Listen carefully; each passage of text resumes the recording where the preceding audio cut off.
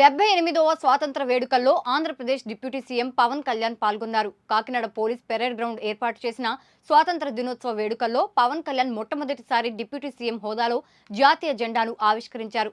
వేలాది మంది అమరుల త్యాగాల ద్వారా వచ్చిన ఈ స్వాతంత్ర దినోత్సవ వేడుకల వేళ తాము అందించాల్సిన దానికంటే దేశ బాధ్యతను గుర్తు చేసుకునే రోజు అని పవన్ కళ్యాణ్ అన్నారు. ఇలాంటి బాధ్యతే తనను ఈ రోజు ఈ స్థానంలో నిలబెట్టిందని గుర్తు చేశారు. అలాగే కాకినాడ జిల్లాకు చెందిన పలువురు స్వాతంత్ర యోధులను డిప్యూటీ సీఎం పవన్ కళ్యాణ్ గుర్తు చేశారు.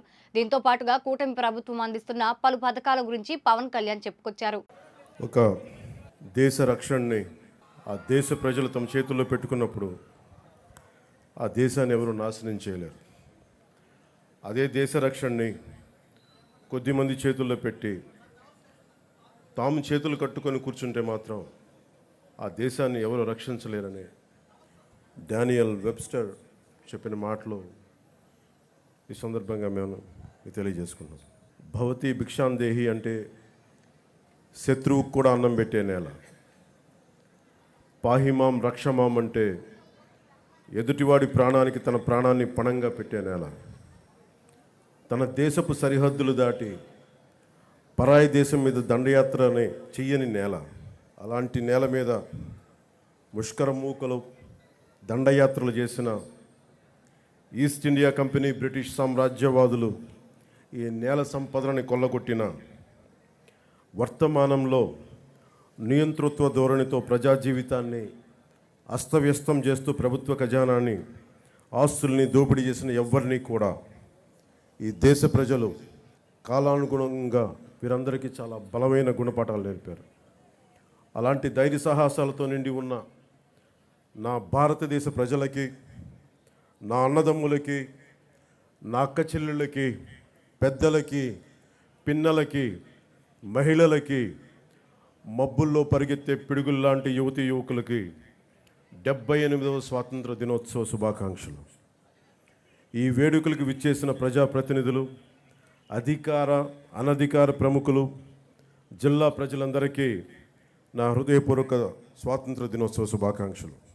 ఒక దేశపు ఆర్థిక పురోగతి, దానికి ఉన్న సహజ వనరులు, మానవ వనరుల కంటే కూడా ఆ దేశాన్ని నడిపిస్తున్న నాయకుల సమర్థత, సమగ్రత, ప్రతిభ, వారి దార్శనికత మీద ఆధారపడి ఉంటుంది అని నాని పాల్కీవాలా గారు చెప్తారు. ఈ 78 ఏళ్ల కాలగమనంలో, అత్యంత కష్టకాలంలో విభజన కల్లోలాలని తట్టుకుంటూ, దేశ సమగ్రతని కాపాడుకుంటూ, డ్యాములు కట్టి కాలువలు తవ్వి హరిత విప్లవం కోసం రంగం సిద్ధం చేసిన పండిట్ జవహర్లాల్ నెహ్రూ గారు ఉన్నారు. జై జవాన్ జై కిసాన్ నినాదంతో దేశాన్ని ముందుకు నడిపించిన శ్రీ లాల్ బహదూర్ శాస్త్రి గారు ఉన్నారు. బంగ్లాదేశ్ ఆవిర్భావానికి శ్రీకారం చుట్టిన అపర దుర్గాదేవిగా పేరు తెచ్చుకుని అభివర్ణించబడే ఇందిరాగాంధీ గారు, మీరు హిస్టరీ కాదు, మీరు జాగ్రఫీని సృష్టించారనే పేరు తెచ్చుకున్న ఇందిరాగాంధీ గారు ఉన్నారు. శ్రీమతి ఇందిరాగాంధీ గారు ఉన్న బంగారు నిల్వలు కూడా అమ్ముకోవాల్సిన దుస్థితిలో తన మేధా సంపత్తితోటి, విశిష్టమైన రాజకీయ అనుభవంతో ఆర్థిక సంస్కరణలు పట్టుకొచ్చి భారతదేశాన్ని తిరిగి ప్రపంచ పటంలో పెట్టిన గొప్ప వ్యక్తి, దార్శనికుడు పివి నరసింహారావు గారు ఉన్నారు. ప్రతి దశాబ్దానికి భారత భూభాగం మీద దండయాత్ర చేసే శత్రు దేశాలకి, వాటిని నడిపించే నాయకులకి వారి దేశ ఆర్థిక మూలాలు కానీ మొత్తం కదిలిపోయేలా, వారి మూలాలు కదిలిపోయేలా, శత్రు దేశాల మూలాలు కదిలిపోయేలా పోఖ్రాన్లో అణుబాంబుని పేల్చి భారతదేశ స్థాయిని చూపించి ప్రపంచాన్ని నివ్వెరపోయేలా చేసిన సింహరాజం శ్రీ అటల్ బిహారీ వాజ్పేయి గారు ఉన్నారు. ఆ తర్వాత కాలంలో కశ్మీర్ నుండి కోయంబత్తూర్ వరకు ఉగ్రవాదుల పేలుళ్ళు, గోకుల్ చాట్ పేలుళ్ళు, పార్లమెంట్ మీద దాడులు, ముంబై మహానగరాన్ని పట్టుమని 10 మంది ఉగ్రవాదులు దాడి చేస్తే తిరిగి అంతా దేశం అల్లకల్లోలం అయిపోయిన సమయంలో అసలు ఈ దేశం పోఖ్రాన్ అణుబాంబు పేల్చినా కూడా ఈ దౌర్భాగ్యమైన పరిస్థితి ఏంటి అని అనుకున్న సమయంలో పాత తరం నాయకుల్లా కాదు, మా దేశం మీద దాడి చేస్తే, మా వ్యవస్థల మీద దాడి చేస్తే మీ దేశంలోకి దూరి మరీ కొడతామని చెప్పి మూడవసారి ప్రధానమంత్రిగా ప్రమాణ స్వీకారం చేసిన శ్రీ నరేంద్ర మోదీ గారు ఉన్నారు.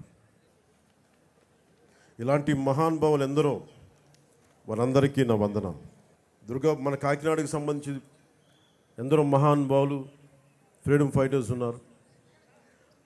దుర్గాబాయి దేశ్ముఖ్, బులుసు సాంబమూర్తి గారు, అలాగే 53 రోజులు మనకి ఉపవాసం చేసి బలిదానమై రాష్ట్రాన్ని ఇచ్చిన పొట్టి శ్రీరాములు గారు ఉన్నారు.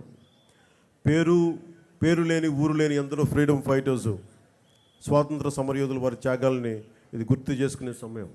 ఎన్ని కోట్ల మంది త్యాగాలు చేశారు. ఒక 19 ఏళ్ల ఖుదీరామ్ బోస్, 23 ఏళ్ల భగత్ సింగ్, 13 ఏళ్ల రాణి గుయిడిని, వారందరికీ అంత చిన్న వయసులో చనిపోవడానికి ఏ అవసరం ఉంది? పుట్టబోయే తరాల సానుభూతితోటి బాగుండాలని ఒకే ఒక కోరిక వారిని బలిదానాలు చేసేలా చేసింది. మనం ఎవరి త్యాగాల మీద, బలిదానాల మీద మనం బతుకుతున్నామో వారిని గుర్తు తెచ్చుకోవడానికి, బాధ్యతగా భవిష్యత్ తరాలకి మనం అదే భవిష్యత్తుని, బలమైన భవిష్యత్తుని ఇవ్వడానికి ఇది ఈ రోజుని మనం తీసుకుంటాం.